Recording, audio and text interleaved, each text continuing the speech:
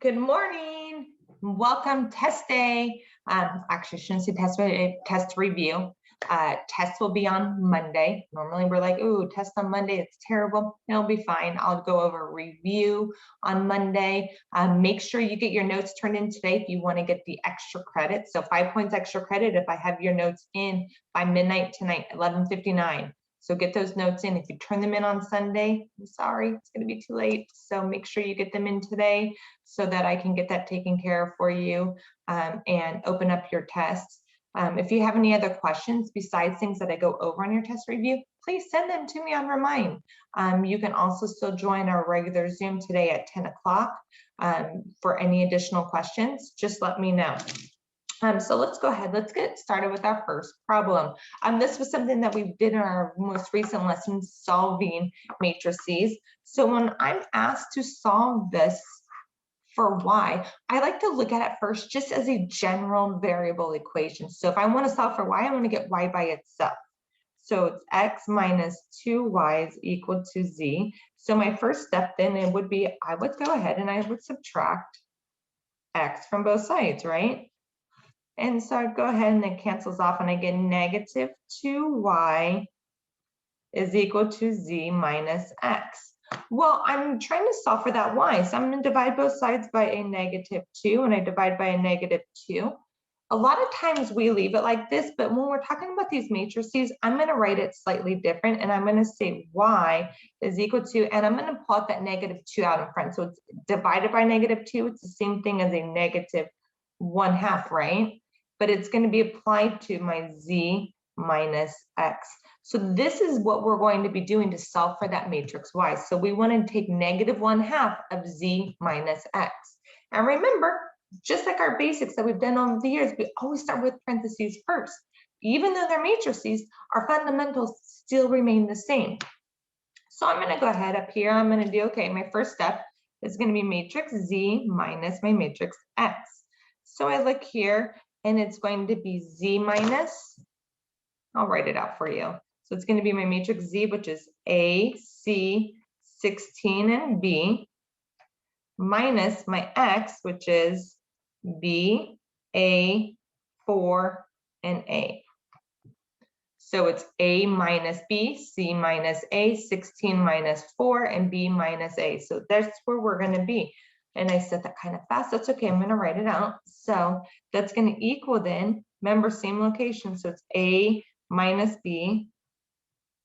This is going to be C minus A, 16 minus 4. So I could write it as 16 minus 4, or I could go ahead and just write my 12.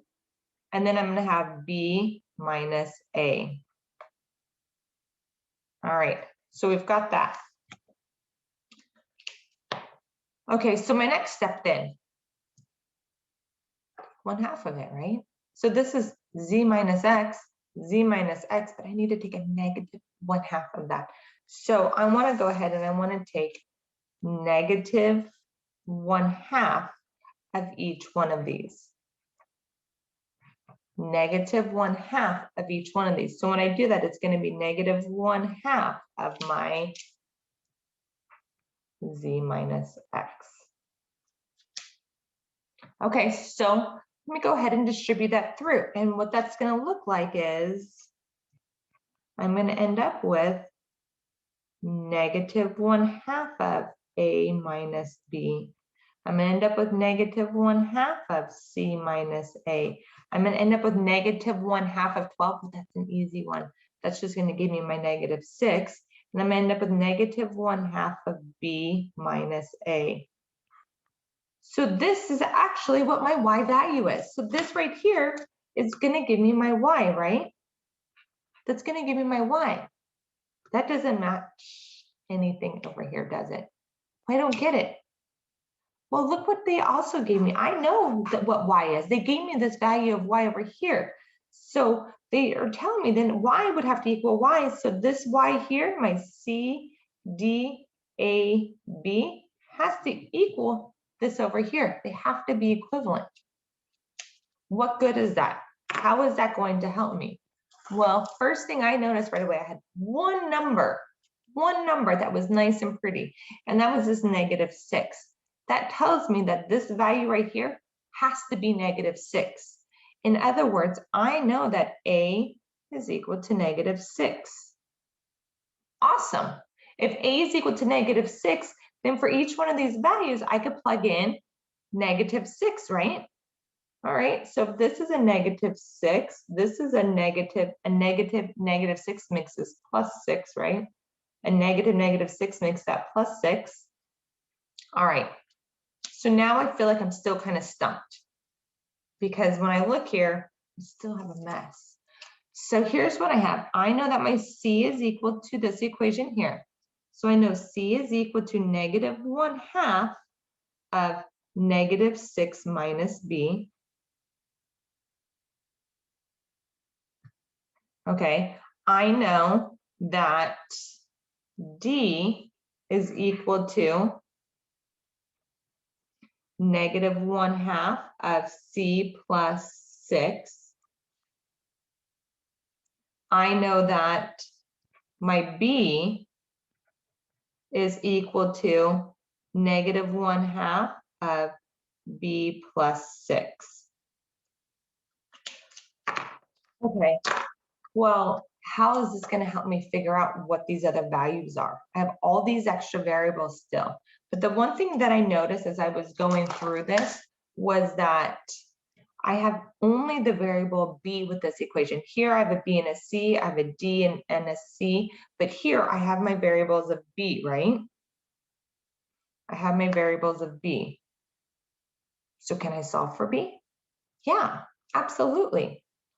First step, I don't like this fraction. I'm going to multiply this side by a -2, multiply by a -2. Easy peasy, this cancels out, and I get -2b is equal to b plus 6. Subtract b from both sides. -3b is equal to 6. Divide by a -3. And I end up with b is equal to a -2. Done. I've got, oops, sorry you guys can't see that. I've got 2 of my answers now. I know my A and my B. Well, what's great now, if I know my B is -2, I can plug it in for here and solve for my C. And you guys can see where we're going here. If I can solve for my C, then I could plug it in here for my D. So let's go ahead and keep going. So if I want to solve for my C, C is going to equal -1/2 of -6. Now remember, this is a -2. So it's going to be -2. So it's going to be plus my 2. And I have -1/2 of -4. And I have that C is going to be -1/2 of -4. Negative and negative is going to make that a +2. And now I have my C is 2. And then I could figure out my very last piece here. I know that if C is 2, this is a value of 2, then I could go ahead and I could say D is equal to -1/2. 2 plus 6 is 8. D is equal to -1/2 of 8, which is a -4. And there's my D. Now, the last thing I need to do is make sure I put them in the correct order. Notice it's not just A, B, C, D. They have to be in the specific order. So for my matrix Y here, it's my C. So I look here and I say C is 2. My D was -4. My A was -6, and my B was -2. So it's important that you make sure you put it in the correct order. And here's my answer right here. Done. Wasn't a difficult problem. Kind of looks like a lot of work, but really it was pretty simple math for us. This is stuff that we've got. Finding the determinant of a 2x2, of course, you have your calculator. Some of the problems may be set up where, like, what is the setup of it versus like solving it, because you can plug it into the calculator. So just be careful, make sure that you actually know how to solve it. So remember, we multiply across. So it's going to be my determinant of D is going to be -4 times 6 minus, and then multiply my other diagonal. So minus a -7 times 3. So it's going to give me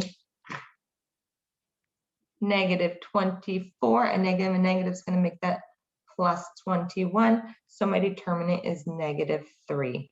And there we go. There's my answer. Done. Those are easy peasy.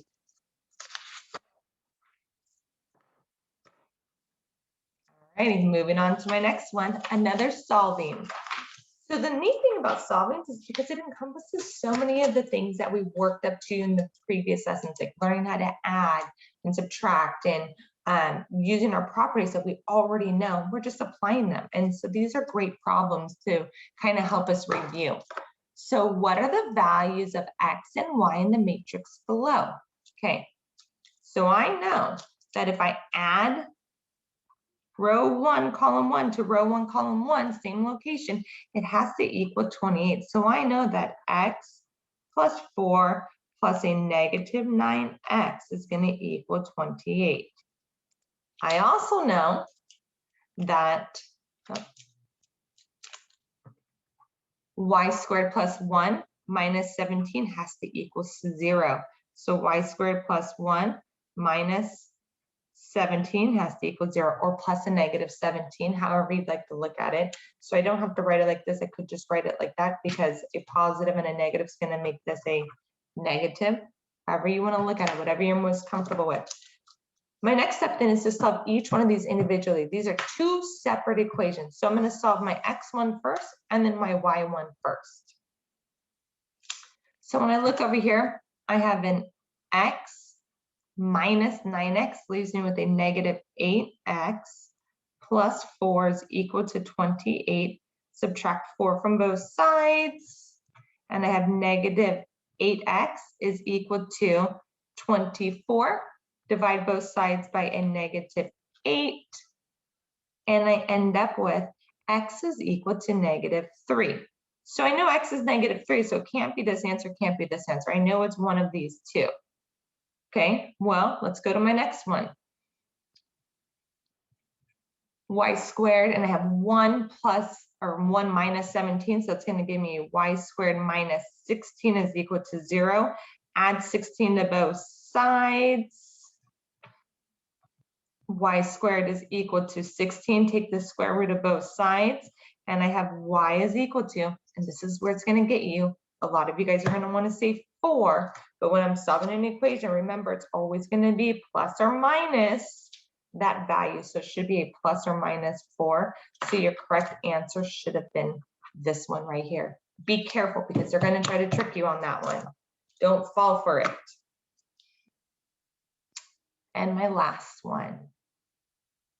So it says X and Y both measure 2 by 2 and are inverses of each other. So I have square matrices, they're 2 by 2 and they're inverses.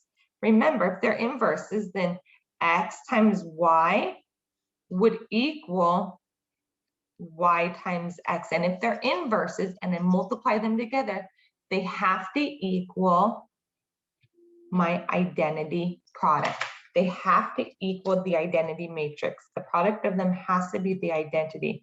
Well, what is that identity going to be? Well, if we're talking about a 2 by 2, remember the identity matrix, starting at my first row, column 1, row 1, column 1 has to be a 1 and going diagonal across. So when we talk about the identity, the diagonal across is always, doesn't matter if it's a 3 by 3, that diagonal of 3 would be all ones, always, always, always. Then everything else has to be zeros.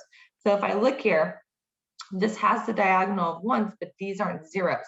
So it's not the case. This doesn't have the diagonal of 1s, doesn't have diagonal 1s. This has my diagonal of 1s and everything else is 0, and that's my answer. So again, remember, if I have the identity of a 4 by 4, then I would have 1, 2, 3, 4 on my diagonal, 4 1s on my diagonal, and everything else would be 0. So I'd have a 0, 0, 0. I would have a 0, 0, a 0. Here I'd have 1 in front. I would have 2 zeros in front, and then I would have my 3 in front. So it's always going to be the case for your identities where you have your diagonal of zeros, depending on the size, will depend on how many 1s you have. I said diagonal of zeros, diagonals of 1s with everything else being zeros.